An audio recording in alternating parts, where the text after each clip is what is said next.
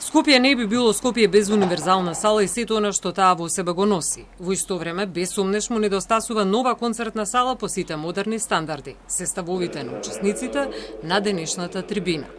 Треба многу да се внимава во изборот дали реконструираме нешто или правиме нешто, дека голем удел во креирање на културен настан е како ви доаѓаат луѓето, како се осеќаат тие луѓето кои ќе дојдат, кај им гардероба, како е целиот тој простор организиран, од столчиња, акустика, но многу битен момент техники и технологии што се внатре.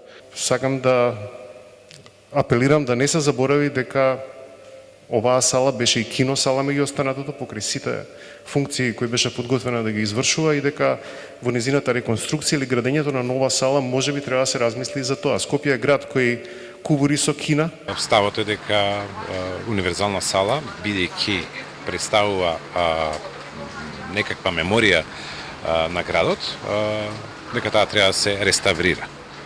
Не да се замени со нова, па тоа да биде символ, бидејќи символ и е таа. Друго се што би се изградило на тоа место не би било символ. Вториот главен став на асоциација е дека вакви објекти кои што се руинирани веќе не смее да ги има во градот, така да мора да се најде некој решение.